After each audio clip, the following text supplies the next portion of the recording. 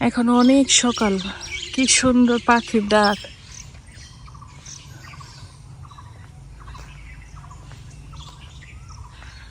ওই যে ঘড়িতে দেখতে পাবেন 6টা 11 বাজে, ভোর 6টা। আমি মসজিদের ভিতরে ঢুকবো। আমি একটু কাছে যাওয়ার চেষ্টা করতেছি এই মসজিদের কারুকাজ দেখানোর জন্য। দেখুন, এই মসজিদটা আমি আগেও দেখাইছি আপনাদের। আমি আরো একবার আসছিলাম এখানে, আমার কাছে মনে হয়েছে যে আমি এটা পুরোপুরি ক্যাপচার করতে পারিনি, যার জন্য আমি আবার আসছি আপনাদের দেখানোর জন্য।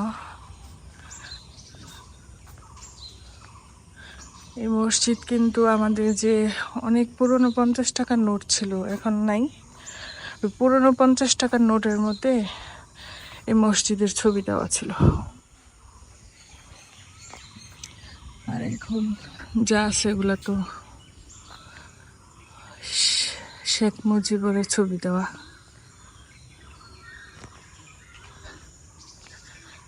এই যে পুরানো কারুকাজ, ওদের যে বিল্ডিংগুলো, আমি অবাক হই যে 1000 বছর আগে এরকম ভাবে কিভাবে সম্ভব হয়েছে, কিভাবে তারা এত সুন্দর করে আসলে এই মসজিদটা নির্মাণ করছে।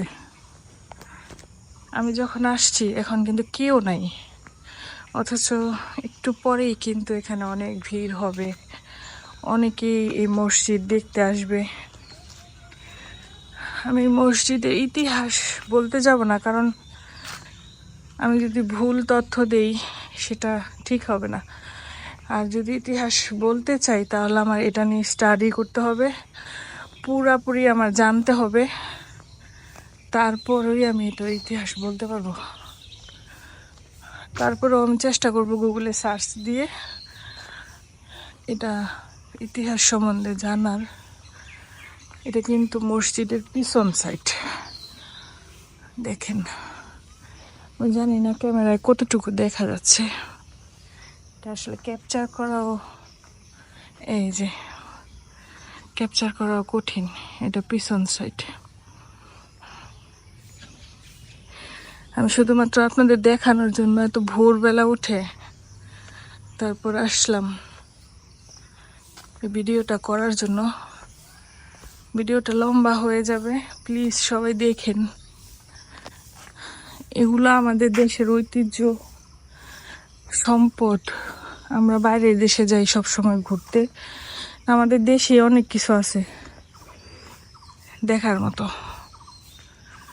আমরা কিন্তু এগুলো জানিও না। দেখেন গাছে কত আম ধরে আছে।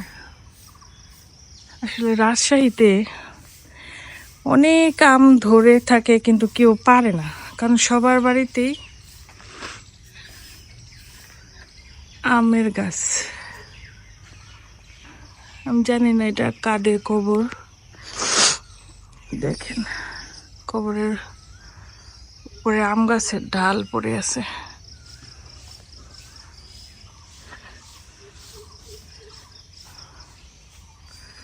অসম্ভব সুন্দর।